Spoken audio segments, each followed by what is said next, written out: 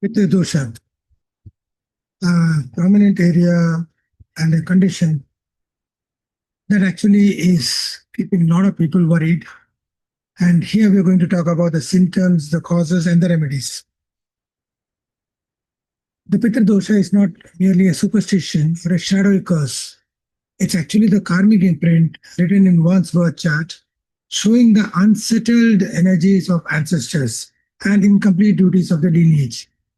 When it becomes alive and active, it can alter the course of life so powerful that even the strongest chart bends under its weight. Its intensity depends on the placement of the planets and the specific yogas formed. How Patra dosha reveals itself is more important. The sages describe five major signs. Even if one or two arise strongly, they disturb the whole rhythm of the life, like unstable wealth.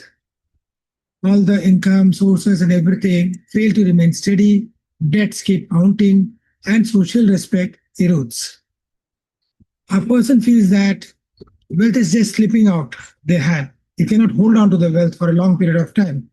You have major issues on marriage. Marriage gets delayed, denied, or is in a troubled state. If it happens, it can lead to a separation, divorce, or a constant conflicts causing suffering. Issues also happen with the child. The child may not be born, or may pass away early, or remain distant as though emotionally absent. Somehow you find the void becoming part of your life. A chronic illness is one thing which you find that happens continuously in the family. One member heals, another falls sick, and medicines become a permanent resident of the household. You will find more income and wealth is being spent on doctors, treatments, finding out reports, and everything. You find that nothing is getting resolved.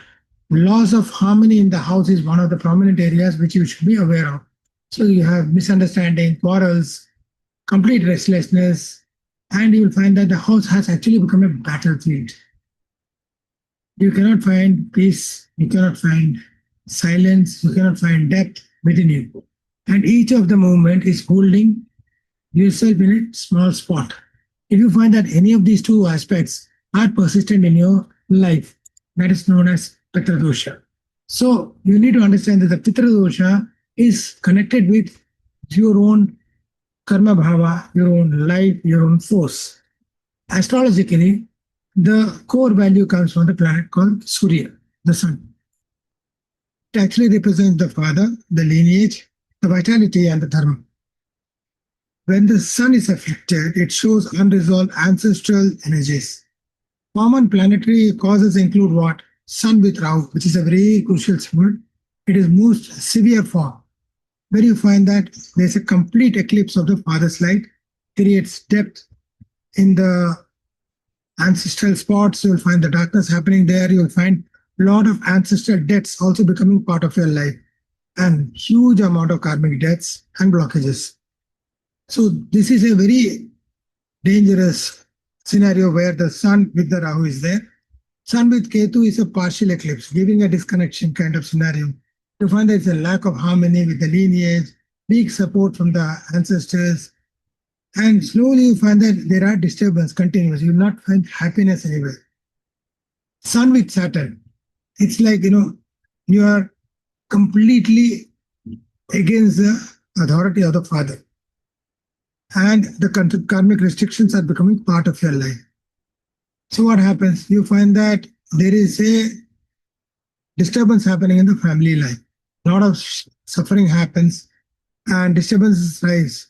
So whenever the sun in Rahu or Saturn constellation is there, like Adra, Swati, Satabhisha, Pushya, Anuradha, Uttarabhadrapada, you'll find that the affliction is much more. It's more intensified.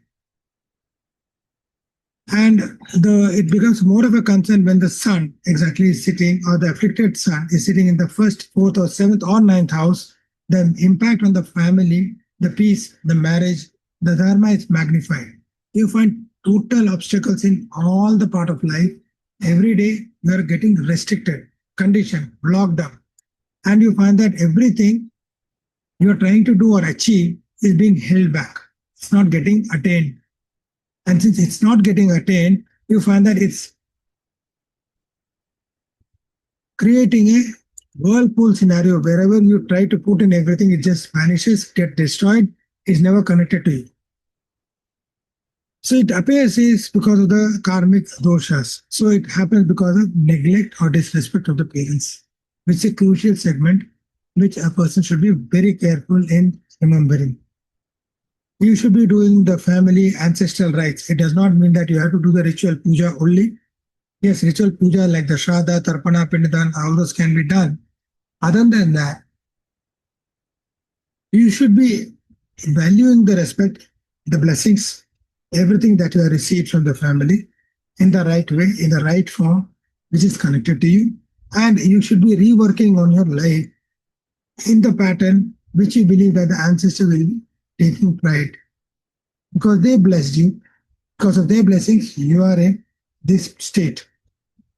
So you find that a lot of ancestors also carry unresolved karma bhavas, which echo down the line. So whatever they have done, the lineage also is part and parcel of the suffering. And you find that there are sudden deaths, violent deaths, premature deaths happening. You find that the energy in the house is unsettled. You will find resolutions to be taken care of. The descendants will be suffering a lot to find a way and method that can help you out. So if you look at it, Pitra dosha is what? It's actually a reminder that the family, the lineage, the ancestors, or all the people who are connected to those ancestors somehow, who are also connected to you, are wanting you to connect back or reconnect back with healing, realigning, so that the energy gets realigned in the proper manner. So when during the Shraddha Masa or the Pitra Paksha, in the Ashwini month, when the full moon, between the full moon and the Amavasya, one should be lighting a gila in a Shiva temple. This is a normal thing which can be done. And you should be praying to the Lord Shiva to ask for forgiveness, wrong things done by you, and forgive all the ancestors if they have committed any mistakes which you are not even aware of. Since the divine can only forgive and give the right path, your forgiveness is for yourself. Whatever mistakes you have done, ask the forgiveness for that. For the ancestors, if they have committed any mistakes, seek forgiveness on their behalf.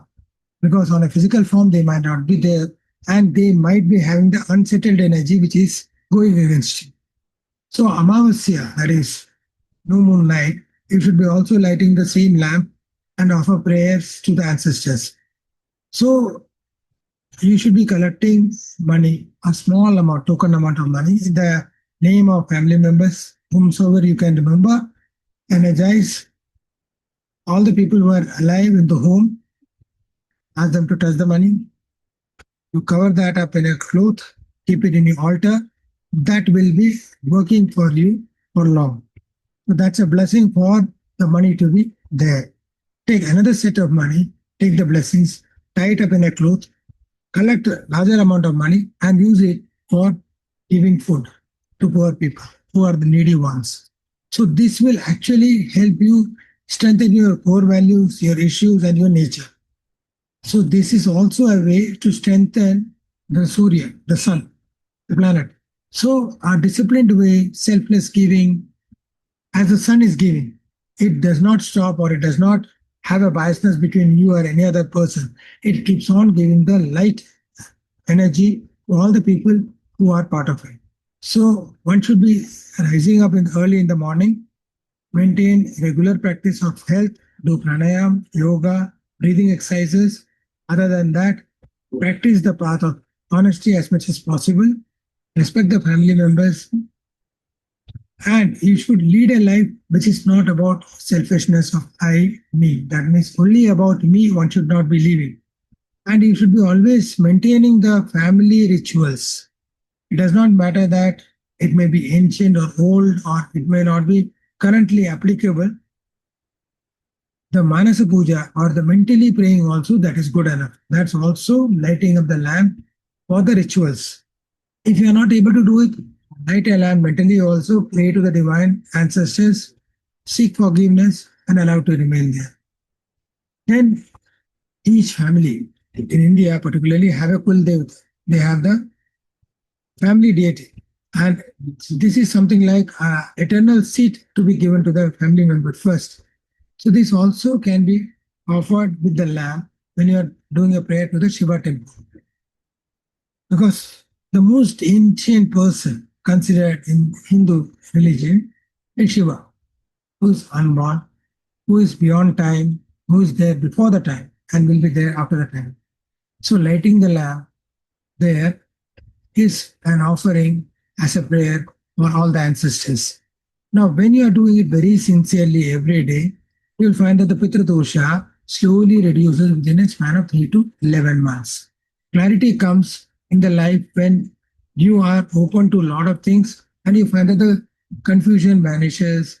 Suddenly, you find support coming in from people you are not knowing or people you know who have not been supporting you. You'll find that the karmic cycle of the family also breaks. And this is an energy which allows it to move for a longer duration of time. I hope if with these methods, it can really be helpful to everyone who is sitting here. Thank you and namaskar. Soon we will meet with another edition of understanding astrological aspects of life.